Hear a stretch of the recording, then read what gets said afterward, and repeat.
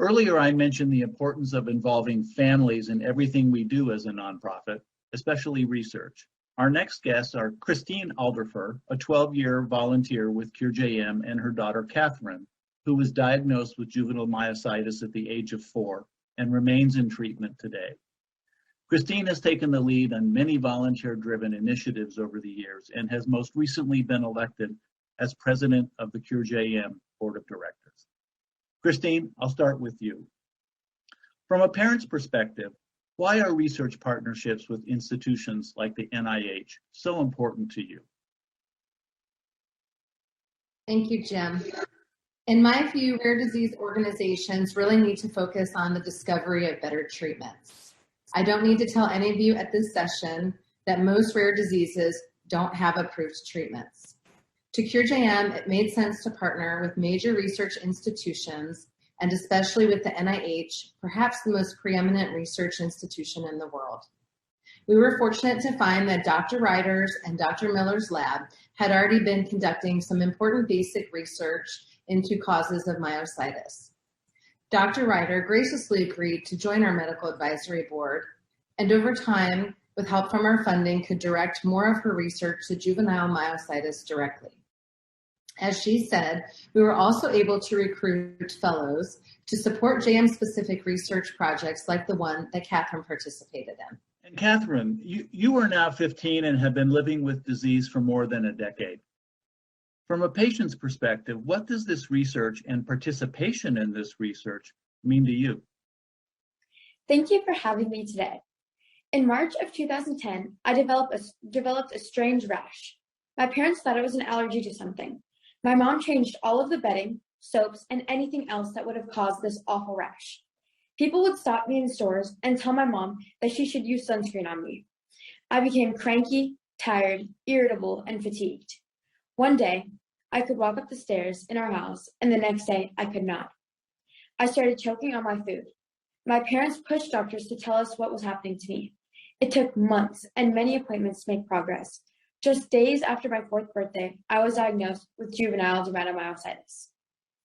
My parents had never heard of this disease and did a quick Google search, which showed us how terrible this diagnosis was. Next, we received a call from Riley Hospital for Children in Indianapolis, and my parents immediately packed a bag and headed for the ER. From this day forward, our lives would never be the same. I was diagnosed with this rare 2 out of a million disease, a disease for which there is no cure, a disease in which the body attacks itself. When your muscles are attacked, the damage is permanent. My muscles were being destroyed, and I was failing more every day. I was admitted immediately and started on treatments to help. They started me on massive doses of steroids and chemotherapy. I was only 4, and I was miserable. It was the beginning of 12 years of many infusion treatments, hospital stays, oral meds, and trying to figure things out. Luckily, my mom found Dr. Ryder through the CureJM Foundation, and she helped to figure out a treatment protocol that would help me.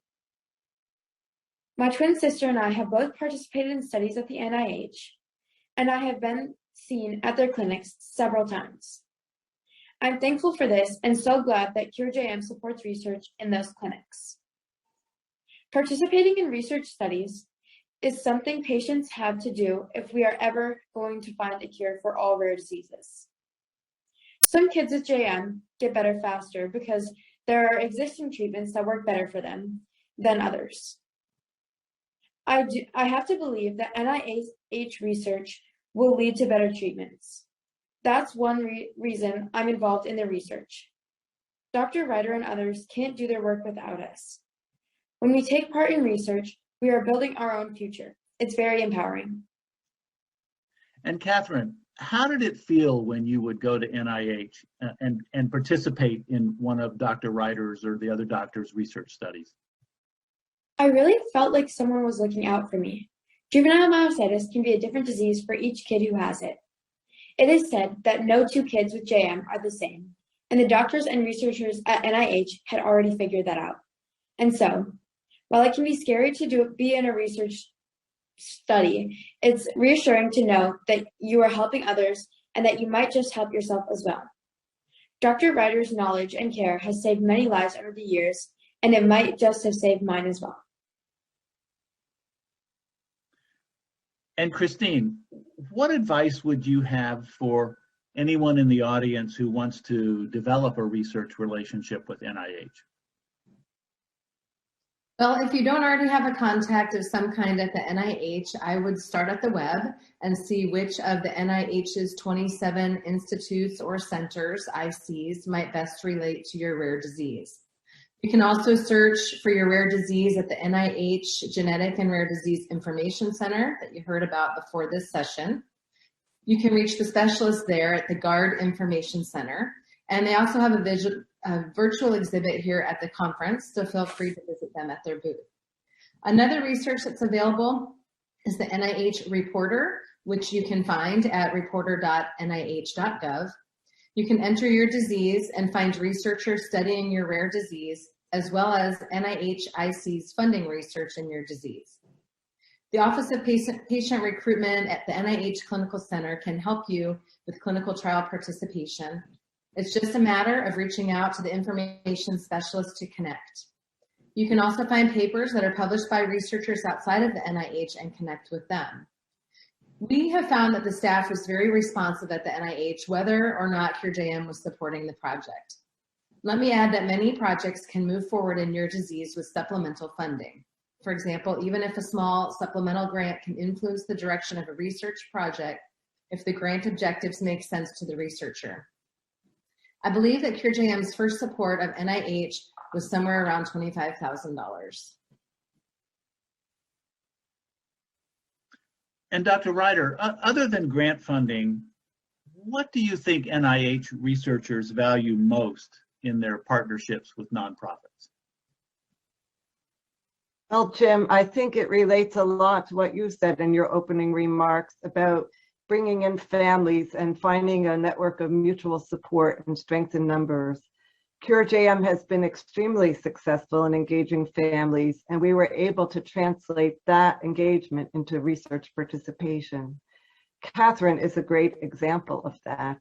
And really, her outcome and how she's done with her illness has been so heartening to see through the years. That's what makes CureJM such an important partner, even more than the research grant funding.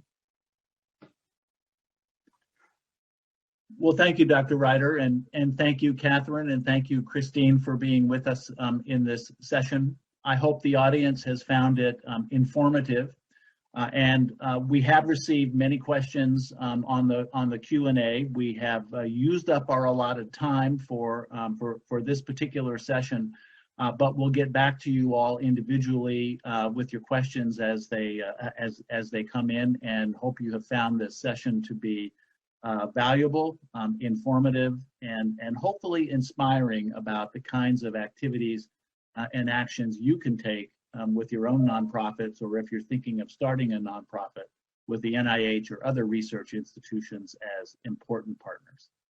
Thank you.